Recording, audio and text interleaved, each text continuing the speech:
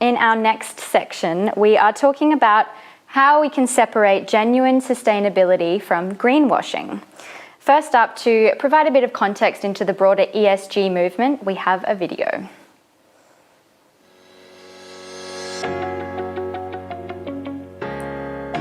ESG, or Environmental, Social and Governance criteria, are a set of standards used by investors to assess the sustainability and societal impact of a company. Looking at the number of searches for ESG provided by a popular search engine, it is fair to say that ESG has experienced a drastic increase in popularity in recent years. But let's back up a bit. Where did this notion come from? What are businesses and investors practicing today? And how legitimate are sustainability efforts really?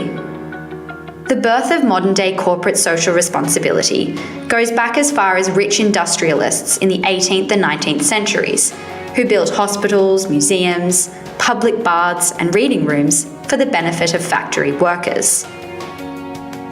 However, the post-World War II era really brought together government, business and trade unions based on an appreciation of the importance of social justice in securing peace.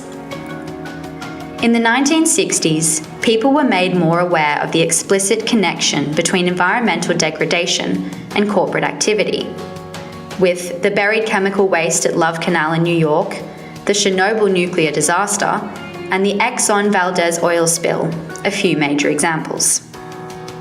The 1970s saw the rise of non-governmental environmental groups, such as Greenpeace and Friends of the Earth, which for the first time shifted focus away from governments onto the corporate sector.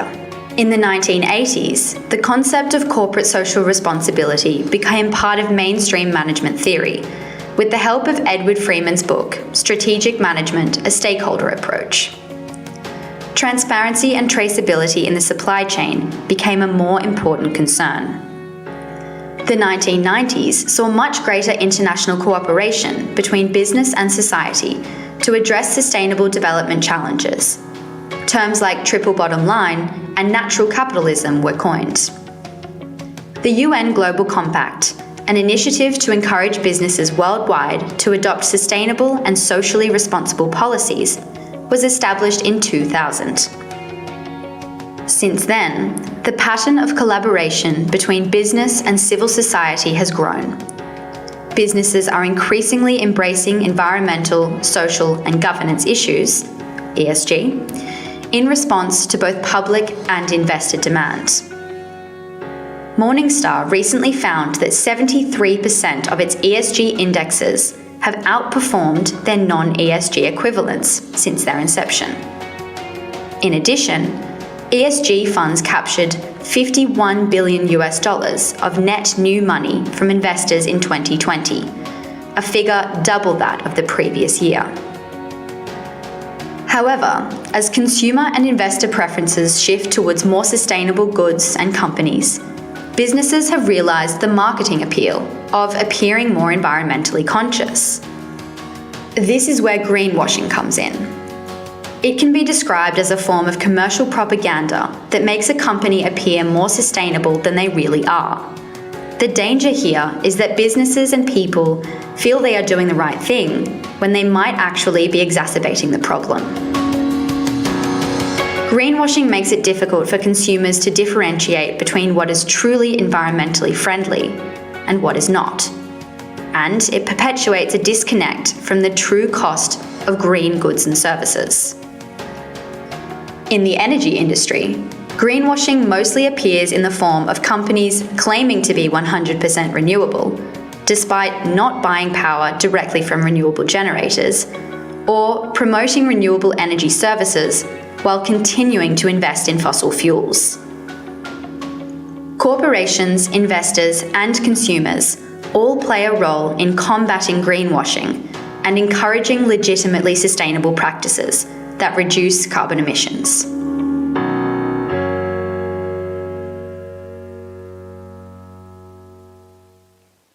To delve deeper into this topic, we have a very fascinating lineup of panelists today. First up, we have Wieland Holfelder, who joined Google in 2008 and now oversees their engineering center in Munich, focusing on privacy and security. He is also a senior technical advisor for digital sovereignty and a member of Google's Global Sustainability Board. Before this, Wieland worked in Silicon Valley for over 10 years, among others as Vice President and CTO of Mercedes-Benz Research and Technology North America, Inc. He holds a PhD in computer science and was recognized as a GI Fellow by the German Computer Science Association. Thanks for taking the time to join us today, Wieland. Thanks for having me. Great. We also have Daria Saharova, who has 20 years of experience in entrepreneurship and finance behind her, and was recently awarded Best Female Investor by the German Startups Association. In her last role as managing partner of Veto One, she built the first German-based prop tech and energy tech venture capital. Daria also co-founded the think tank 1E9 and is an expert advisor to the European Commission. Hi, Daria. Thanks for joining. Hi, thank you for having me too. And last but certainly not least, we have Tim Schumacher, a serial entrepreneur, think Sado, IO, and SaaS Group, and an investor focusing on software and green tech startups. In the past, Tim has invested in several ventures, including Ecosia, Solar, Surplus, Pachama, Carbon Cloud, and last but not least, gridX. Thanks, Tim. Hello from Cologne. Okay, so to start off the discussion, how do you view ESG in your organization? Is it an advantage or a burden? Starting with Wieland. I actually think it's a huge opportunity and therefore also an advantage because you can differentiate by doing the right things. Google certainly is very much focused on ESG in many different areas. But if you just look back how Google started, we actually started not with a business. The business model came many years after Google was founded. But it was really this idea of organizing the world's information and making it universally accessible and useful. And then, the product worked. And then I think it was 3 years after the company was founded, AdWords, the business model behind search, was actually added on top of it. So I think that is one example. Sustainability is another one where we see a huge opportunity, and we have a very strong track record. We have eliminated all of our carbon emissions since 2007, and we're carbon neutral for the last 4 years, and we have bigger plans that I can talk about later in this area as well. But it's really, I think, a huge opportunity for companies to show that they're not just after business, but they want to do the right thing. Tim, what's your take on it? Well, I certainly would agree that it's. It is. First of all, I think it's a human duty. I think we should not think of it from a kind of organizational standpoint only. Is it good for the organization? But I think any decent human being should do it. It's like basically, should you murder people in your organization? Yes or no? Choice is pretty clear. And I think ESG should be the same. And then, sure, there's some companies who do it better than others. And I think rightfully so. The market, employees, customers, they reward them for that. I think that's what's happening in the market. So definitely, I would agree with Wieland that it's an advantage, and every organization should be encouraged to pay more attention. Do it. What exactly do you mean by that?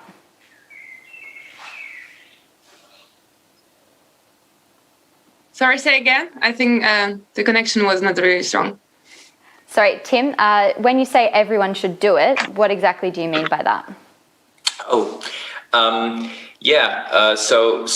I think every organization should place a kind of more focus, more resources in ESG, and especially kind of move the needle. I mean, ESG is a very broad topic, and there are like minimum thresholds where companies maybe adhere to minimum standards, if so, and then there are other companies who really bake sustainability into their business model and go above and beyond. Same with certifications. As with everything, there are certifications which are minimum. Think organic food, for example. Organic food has tons of labels. There are some which are super minimum, and others which go above and beyond. And so, of course, it's hard for the consumer to look through that. But I think every organization should strive for the maximum there, or kind of at least the most possible what can be achieved. And Daria, do you have anything to add on that? Yeah, I think I agree with both of them, but I think you have to distinguish between the regulatory kind of body and then framework, and how organizations actually apply it and then live it, right? Because I think if you kind of say if it's an advantage or if it's the burden, I think in the moment when kind of the European Commission in the EU actually places a framework out of on the street, and then each country and then again it breaks down to on the organizational company kind of level. There is a difference between I place like the rules and then I live by these rules, and then actually it's not only about the rules, but it's about what makes sense and what we have to do on a personal level. And I think it's an advantage of course, but I think we should kind of be aware to create frameworks where it is possible and there is incentivization put in place to understand and to live by these rules. And companies are increasingly looking beyond shareholder value to stakeholder value, which also takes employees, customers, partners into account. Do you think this is necessary, Tim? Definitely. I mean, this approach, I would say, isn't new. I mean, the stakeholder approach has been, I would say, there before the focus on shareholder value came into being. If you don't treat your employees well, if you don't treat your community well, those things will backfire. And there's no doubt that you should take the broader constituencies into account. And Wieland, what is Google doing to take stakeholder value into account and look beyond financial return? So, one of the things that fascinated me before I joined Google was actually its mission. And Larry and Sergey, our founders, have written a very remarkable founders letter back in 2004. And I don't know if any of you have ever had a chance to see it, but the TLDR was basically, it's an owner's manual for Google's shareholders. And they explained that Google is not a conventional company and we do not intend to become one. And then they listed a bunch of examples why that is so. And they addressed exactly the stakeholders, not just the shareholders. For the shareholders, they basically said, listen, if you invest in Google, be prepared that we're not in this for the short term. We will sacrifice the short term for the longer term, right? So basically expectation management for the shareholders, that we're trying to do what's right, not what's best for the financial market. And then on the employees, Larry and Sergey basically said that, the employees are the most important asset that we have as a company, and we will treat them well. We will provide unusual benefits that other companies don't provide, and we will increase them rather than decrease them over time. And this is true until today, that we have really unusual benefits, and that is certainly not something that we want to use to have people join Google, but this is something to make sure that the best people that we hire actually feel happy and stay with Google, and so on and so forth. I can mention a few other stakeholders, like the community with google.org, where we are using some of our profits to invest in the biggest challenges that we have in humanity, and so on and so forth. And also developers and customers, we're trying to create more value, and we're ultimately dependent on the success of others. Google could not do well if others do not well. So if developers are doing well, Google is doing well. If customers are doing well, Google is doing well. So there's actually an incentive in this whole model that we're driving that leads to exactly that approach, that we need to address all the stakeholders. Can I follow up on this? Because I think I've never seen any other company which kind of can motivate and make their employees so excited about themselves on such long term. It's always fascinates me. So could you maybe elaborate a little bit more? What do you do? Also in terms of ESG, right? And also in terms of diversity, maybe. So what concrete measures has Google learned which actually are not only rules and are not only kind of compliant check boxes, but how do you manage that to do that? So I think you talked directly about the employees, right? Yeah, I talk about employees. I always think like, oh, they're so like brainwashed. Sorry. No, I mean, a few examples is, for example, that we have an amazing program if you want to donate to charitable causes, that the company matches up to $6,000 a year in donations. So if I donate to a charitable cause, then Google will double that, right? So it just donates exactly the same amount. I donate €1,000 and then Google donates another €1,000. So for me, it's a tax advantage. I only really pay whatever, 500 something, right? But the organization receives 2,000. That's a huge lever, right? And that incentivizes employees to give. And so we have special events where we actually organize the Googlers and say, here are the causes that you should give to. And there's a huge amount of money that comes together in donations. And then Google.org does the same thing. If there's humanitarian disasters, they basically do the same thing. They encourage Googlers to donate to these causes, and then they have special budget to double these donations. Also, when we actually just have now soon coming up what we call the Google Surf Week, where we send Googlers into organizations to help them. And obviously this is on company time, but then every hour that you spend there, you can actually also get reimbursed, if you will, but not you get reimbursed, but the organization you help gets reimbursed on an hourly basis for the work that you're giving, and so on and so forth. So there's lots of these types of examples where if you come in and you see that and you're like, wow, this makes a ton of sense. And clearly in our industry, we're privileged in terms of the salaries that we can make. But then incentivizing to give back, I think, is something that is in the company's responsibility. Mm-hmm. And we've had a few viewer questions regarding net zero goals. Wieland, is offsetting carbon enough to become net zero? And can a single organization become net zero in itself? Or do we need the entire ecosystem to become net zero?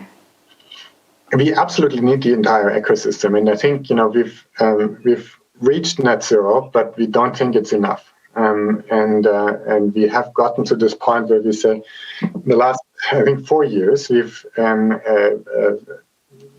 compensated our CO2 emissions with renewable energy, but not on a daily basis, an hourly basis, and so there's still emissions on the one hand, and then we compensate not by credits, but by actually buying renewable energy and feeding it back to the grid. So it's actually the better way to do this. But in the future, our promise is that we will actually be 24/7 around the clock carbon free. So we never actually create any carbon emissions in the first place. And I think that is the important piece. And then obviously the power that our technology has and our platform has and the reach that we have with our users, our goal is to go way beyond that. Because if companies use our AI and ML algorithms to save energy in their cooling, and if users use our products to choose a more environmentally friendly route in Google Maps, we have multiple billion users, then obviously that has a huge impact. And I think that is the opportunity that we have to leverage the platform that Google provides. Mm-hmm. Yeah. So if I may put this a little bit into perspective, I mean, Google certainly has a lot of great efforts and things like the Maps feature, for example, that I think is really good because it has an impact way beyond Google's own reach. The net zero goal, to be honest, I find it very unambitious for organizations these days. Just put it into perspective. I mean, search with Ecosia, I happen to know a little bit about search. Google obviously knows more about this, but we know a little bit. And according to our calculation, and give or take certainly a couple percent, but a search is about 3 grams of CO2. And of course, you minimize that by what you said. Efficient server usage, you try to cut fossil fuel out of the energy supply chain and so on and so forth. But take Ecosia now, where we take the money which we make with searches through ads, same business model as Google, and plant trees. And on average, a search brings 1 kilogram in offsetting.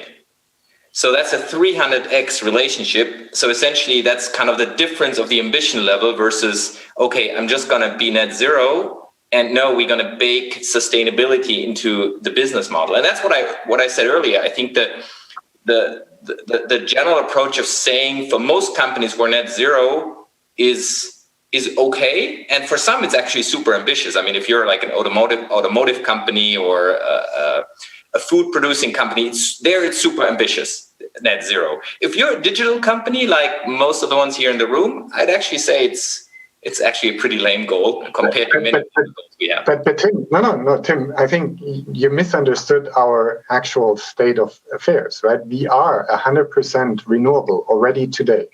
So I know. Yeah. That's what I'm saying. But it's 100% renewable. It's not just net zero, which is different, right? Yeah, but that's what I say. It's like offsetting 3 grams, or not offsetting, or being net zero on something where it's 3 grams of CO2 compared to if you have things in your business model. That is what I mean with the ambition level. And there, I think the ambition level to get to 24/7 completely carbon-free energy. Yeah. You never actually even emit. Is huge, especially at the scale of the energy usage that companies like ours have. And then over and on top of that, we're doing a lot of things that obviously are and we're planting trees as well, by the way, and at a similar scale. And Ecosia needs to actually, get their search algorithms run somewhere and on some search engines, and they produce on Microsoft, which is also carbon neutral. So it's the same thing, but carbon neutral, but not renewable. And the other thing that I think is important is when we buy renewable energy, we don't go to the market and buy renewable energy. We create the amount of renewable energy that's needed for us new, meaning we increase the overall renewable energy market with power purchase agreements that are long-term, so that the investment is actually worth it, so that the overall market becomes cheaper and sustainable. So that is also, I think, unique to the approach that we're taking. No, absolutely, you absolutely you should do that. I mean, Ecosia would be doing that. But my point was that the business model itself often has the bigger potential. I mean, take gridX for example. Just gridX being net zero would be a relatively small effect, but the effect of the company by using the potential to reduce energy consumption in other areas, that is huge, and that's what I'm basically challenging you a little bit, Wieland, on the search part, is that I think there can be a lot more. But let's not make this about Google and Ecosia. But I wanted to challenge. I like it, guys. Go on. It could be an even more ambitious goal, to be honest. That's my whole point. We should take that offline, Tim, because I think marketing is a huge factor here, and that statement. I respect what Ecosia is doing. Don't get me wrong, but I think if you double click on what we're doing and look into our sustainability reports and also what we're doing, then I think you will find that. This is in sum and in total more than any other company right now is doing. Just to put the question back onto Daria and Tim, obviously big advocate of what gridX is doing, but don't you think it's easier to bake it into the DNA, as you said, Tim, when it's a smaller agile company versus a multinational corporation?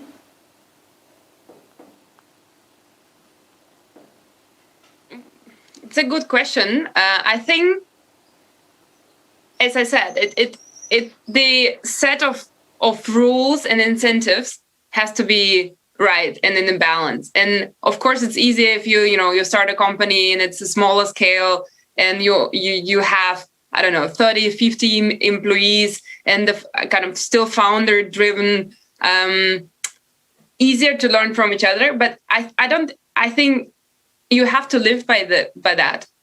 You have to live and show by example. And I think that is possible on both a scale or a smaller scale. Probably takes longer because you have to roll it through the organization. But I don't think, I think it both is possible. Mm-hmm. And Tim, have you ever been in a situation where you've had to weigh up the choice between shareholder value and other factors like sustainability? I mean, of course, every organization has to do that all the time. As long as the external factors and pollution isn't priced in properly, you do that constantly. And then it's kind of just the question on what you've decided for as a company mission. Can we change the system so that you don't have to choose between the two? Well, the main system would be pricing in externalities correctly. That's so. For example, a proper CO2 price of 200 euros and more, that would go a long way in that segment of CO2. Of course, there are lots of other emission factors which wouldn't be covered by that.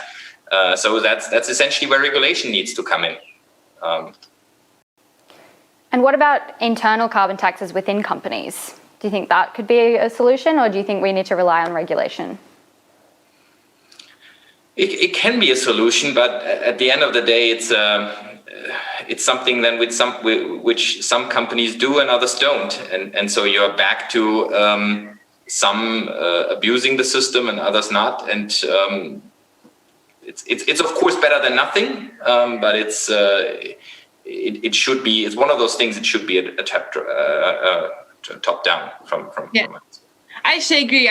Just thinking about what Tim you're saying, I don't think change comes like naturally to us on a global scale. I think then if you have the choice not to change or to change, especially if it comes at cost, whatever cost, cost of cash. You don't, and if you have the choice, you will not go for that. That's the nature of in our human nature. So I think the role of the regulator is really important here and really significant.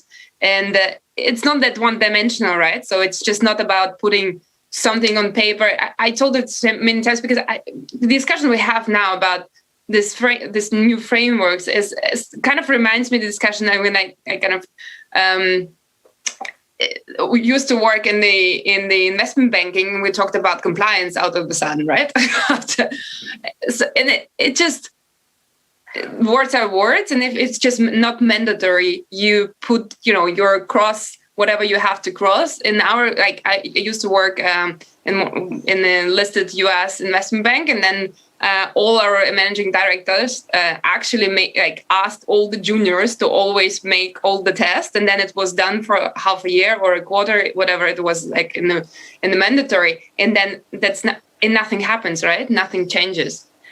So I think it's a multi-dimensional game, and the regulator really we have to make some things mandatory, and even if it's uncomfortable in the beginning.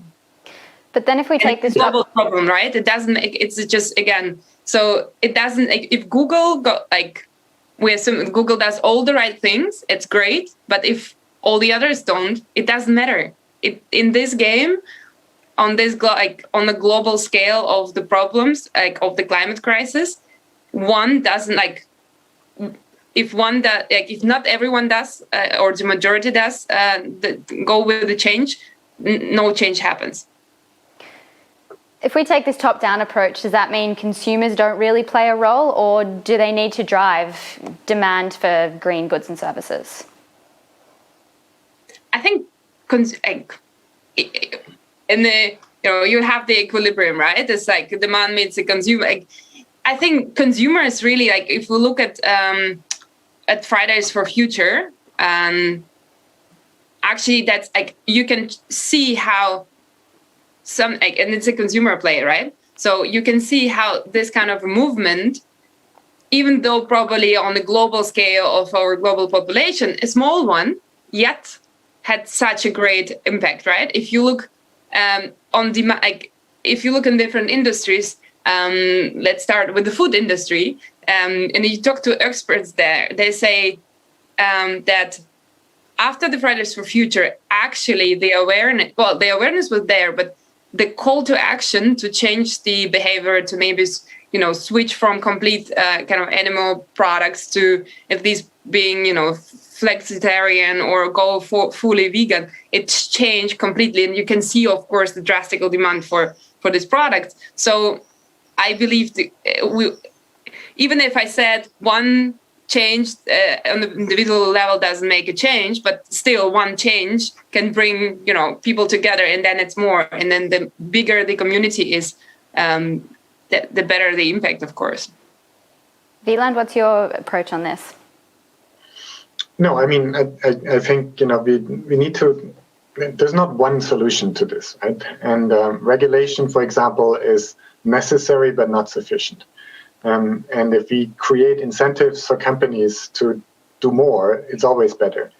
And I mean, we know it. If you just take companies that look at the financials, then they jump as high as they need to, and that's exactly what I think is the wrong approach when it comes to sustainability and climate change.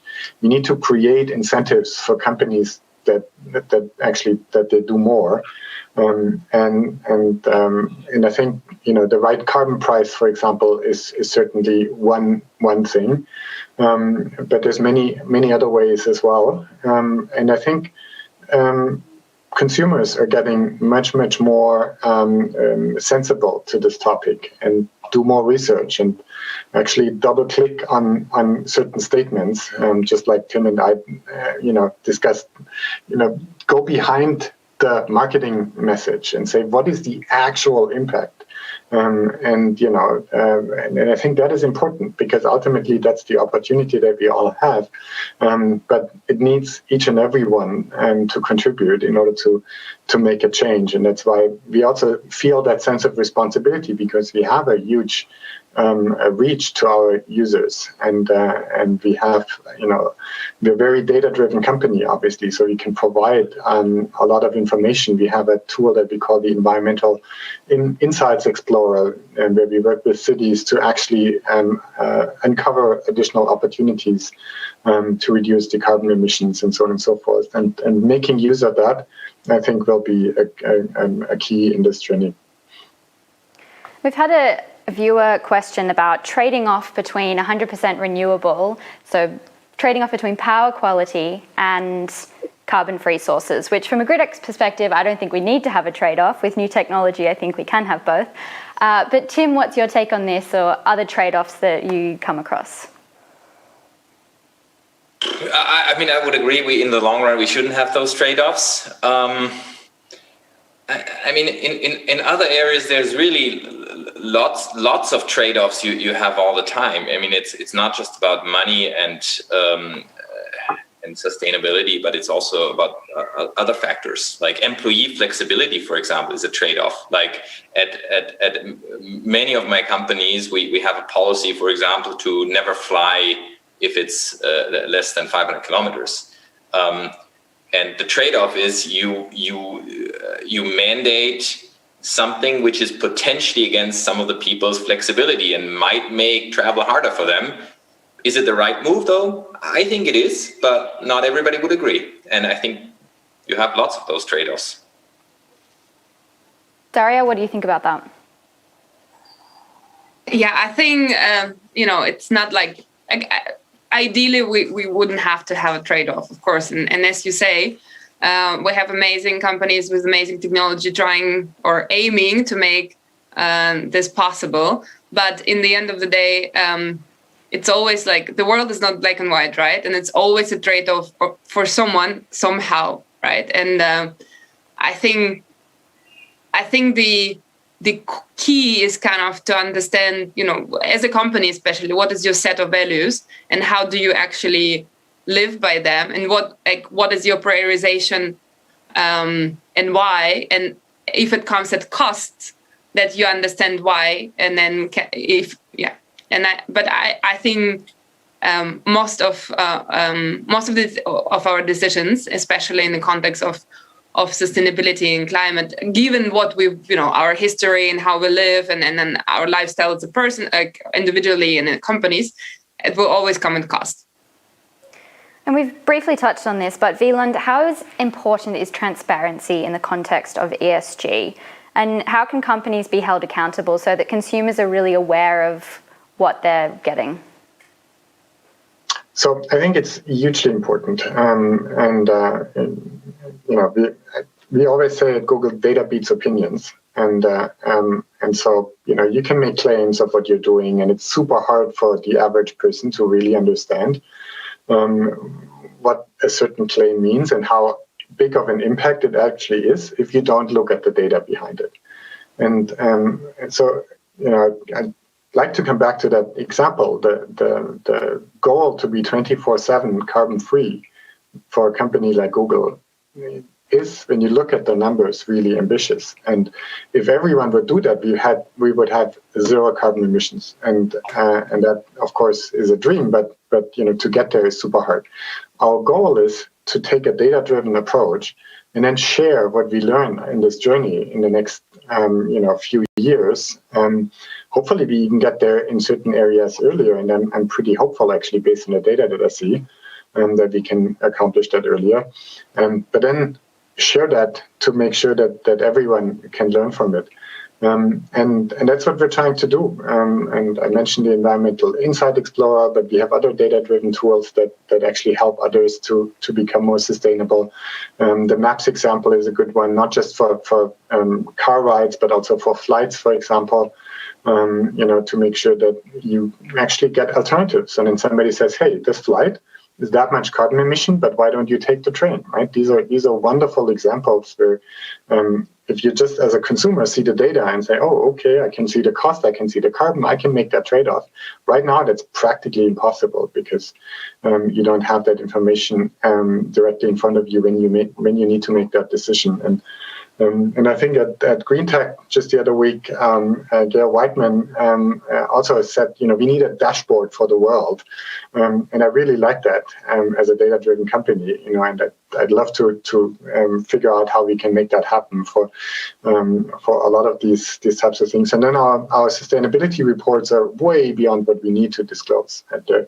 They're books, basically, and it's pretty exciting to read what we do. Also, not just for electricity, you asked that earlier, but also down the supply chain for our products and so on and so forth. Mm-hmm.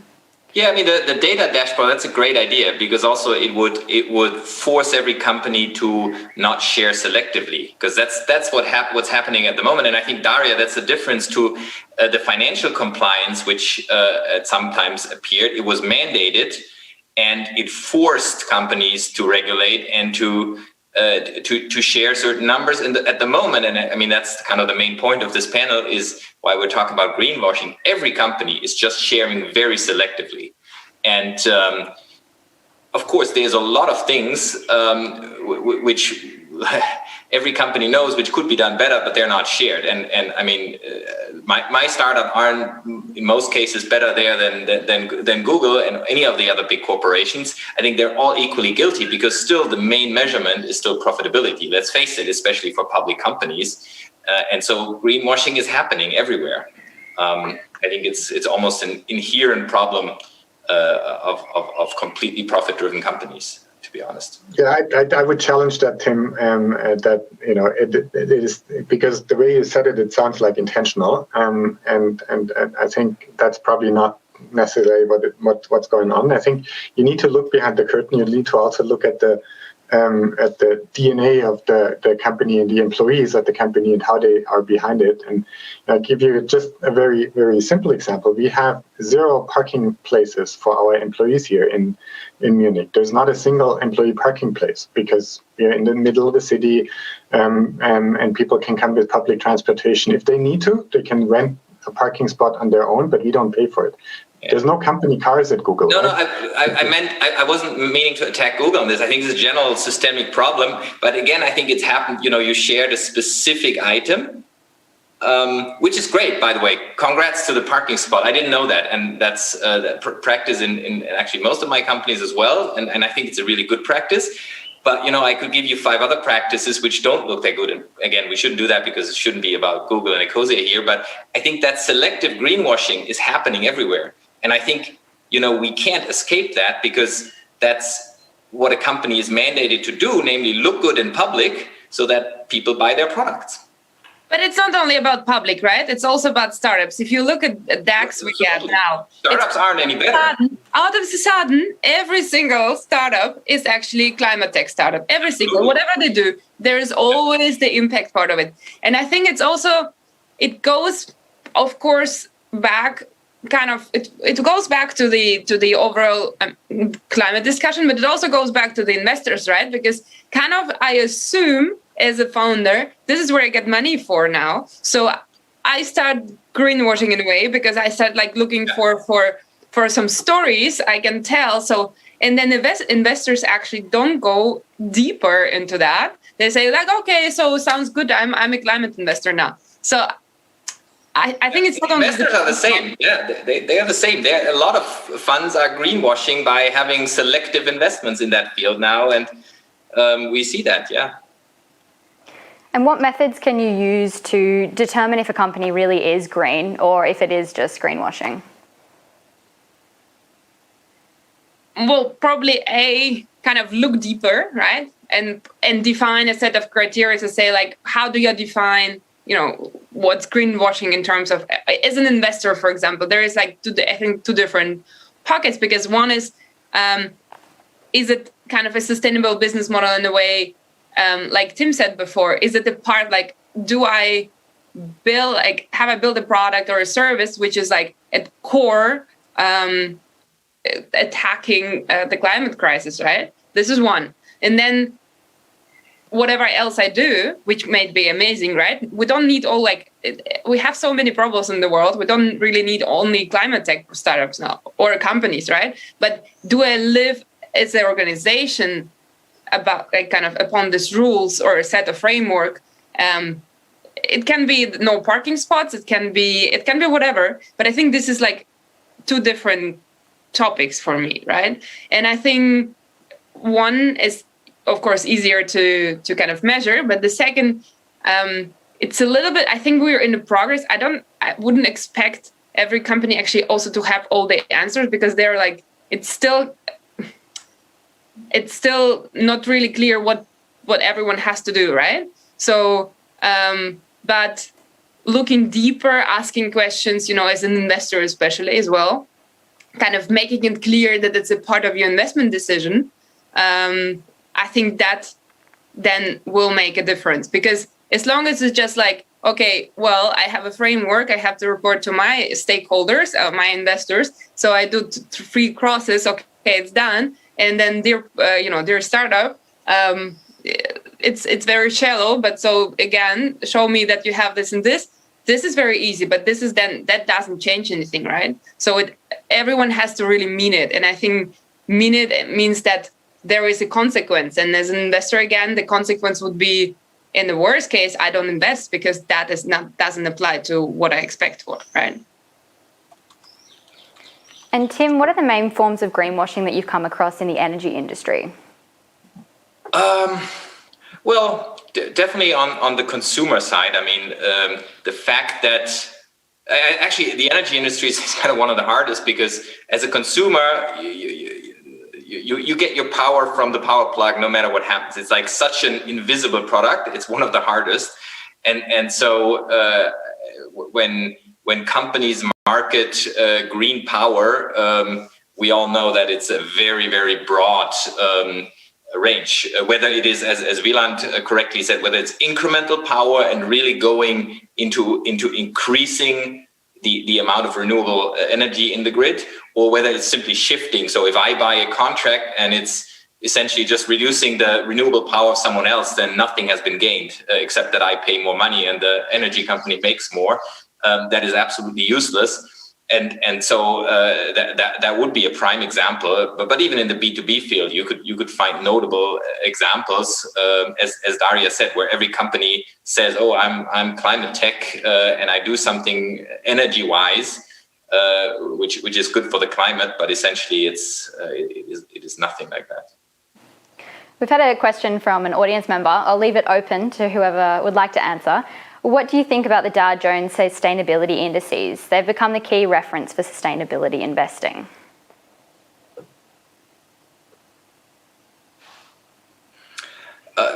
I think this is a good those type of labels and standardizations are really, really good in general, not just in investing, but also for other areas. And that, by the way, to the earlier question is on how can you bring transparency? Those really tough seals, those can be really good. So at Ecosia, for example, what we've done is we mark a lot of those. When we do a search on Ecosia, we mark a lot of those organizations with a little green leaf. So, for example, the ones which are certified B Corp, very good standard, very high standard. Economy for the Common Good, for example. Hilfswerft, German organization, also really good labels. And that's kind of like the top of the top. So that would be an equivalent of organic food. It would be the Demeter standard, for example. So on a very high level. And I think there needs to be more of these and more transparency, although it's hard for the consumer to really see through with all those seals. But I think that's a lot of efforts need to go into this direction. I think, Wieland, does Google also have a seal? Because I see, the Google logo, and then on the other side you have a green G with the leaf. No, that's just our logo for our sustainability efforts. So we don't actually give a seal ourselves, but obviously we use them quite a bit. For example, for our building projects, and the building you see behind me that's just under construction is a restoration or renovation project, but we will go way beyond what's necessary. We will meet, for example, LEED Platinum certification for all the sustainability efforts that we're taking. And we actually are working with the city to make sure that we can meet our goal of being CO2 or carbon free by the time we want to, because the energy that we get may not actually meet these standards. So we are pushing others to deliver what we need to accomplish our goals, which then incentivizes again. We had to build parking spaces, even though we don't want them and don't use them. So now we are trying to figure out what we can do with them, because we have no use for it. But these are challenges that are interesting and that make a project like that fun. But it also, I think, incentivizes others to think about this and say, oh, this is interesting. I didn't know. And why are you doing this? And how are you doing this? And can we learn from that? So that, I think, is an effort that everyone should take. But I agree with you and with Tim that the strong seals, and that's, again, we need to double click on them and say, what exactly is behind that? What's the Demeter level of sustainability? And then I think we will all gain, because then it's actually worth having a label. If you have 100 labels and they all kind of imply that you're sustainable, then it's actually not helpful. And Wieland, Daria mentioned before that there need to be consequences for companies if they're not truly green. What do you think would be the main consequences for Google if the company didn't meet the standards that it should? I think there's probably not short-term consequences, but there's certainly, as I said earlier, consumers care, and they come to certain companies because they look for the values and the purpose behind it. And so at some point it will come back to that and say, you're not doing the right thing for this planet, and we don't want to support you. And when you look at the huge shift in how fast now the electrification of the auto industry went, you can now argue that it's actually not necessarily the best thing. There's other ways where you can do even more impact on the environment, but hugely driven by perception and by the way this technology has been positioned.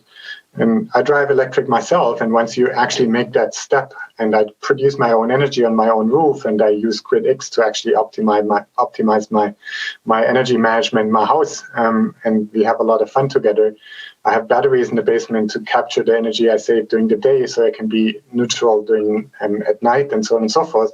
Once you experience what it means to live in that way and drive electric, then you don't want to go back. And so making sure that people understand the benefits and don't look at the disadvantages is important, and that's the definition of disruptive technology, right? I mean, you don't need to be better than what's there. You need to be good enough in some of the metrics, like range, for example. Electric cars are good enough now, but then you need to be significantly disruptive in others, and that's exactly what's happening. And I think that's a super exciting development. It's the same for the energy market. If we, all support companies like gridX and make sure that exactly what I just described is becoming mainstream, we can have a big impact together. Mm-hmm. And but just like to play devil's advocate here for all of us, because so I'm currently in Latvia, and I'm meeting different like people outside of our tech bubble, right? And then still, and it's not about Latvia, it's just about like I'm here, and it's a different bubble. And we talk about like what we do, like what I do as an investor. And a lot, and companies I invested in a lot, and then I kind of on an individual level, and it happens to me quite a bit. I kind of see like people don't really like, they understand, but they don't want to change themselves because they think it doesn't like whatever the company says and whatever the rules, I apply to the rules, but I don't care because it yet doesn't like, as of like my perception of my environment now is it doesn't apply to me. It will happen, maybe not. It's kind of, and I think the question is how do we actually address that, right? Because whatever technology we use, Wieland, you use. I know that your whole house is very optimized and efficient, Tim. So with you, but are we not still like too small to actually drive the change, and then it has to happen on a different scale? And how do we pick up on how do we address this other scale? What do you think? Well, I think we talked about this already. It's a $1 million question, and it's great that you bring it up. I mean, I would say to a certain extent the COVID pandemic has taught us a little bit about the difference between rules on one side and self-discipline on the other side. And to a certain extent, it's made me hopeful, but in other areas, I'm thinking like, okay, if humanity is treating climate change with that same approach, we're doomed. So I think it's very similar to what we need in terms of a mix of a change of behavior. Media plays a really important role, but regulations play a role, and role models in regards to both companies, employers have quite a say because they can make certain rules, and hopefully it's the combination of these things. Like other things have changed over decades. I mean, women weren't allowed to vote at some point. There was slavery many years before that, and so on. You could go on and on about things where today we say it's absolutely crazy, and I'm hopeful that a combination of certain factors change the behavior of the society as a whole. But it's a great question. Wieland, what's your view on this? Do we need systemic change, and how can we get there?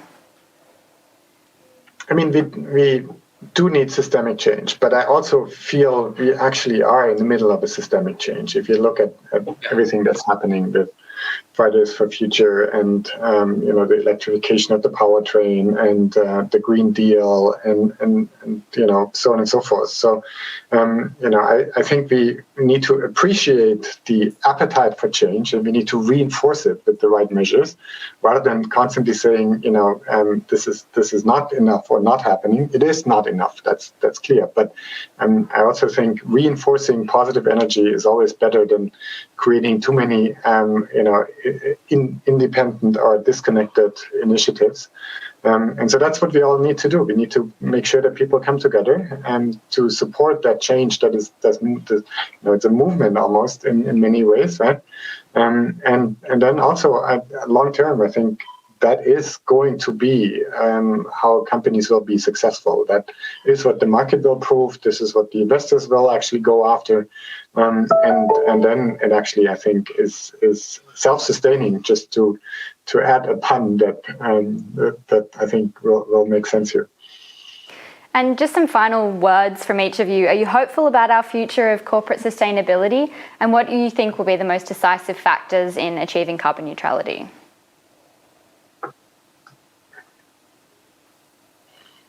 Start with Tim.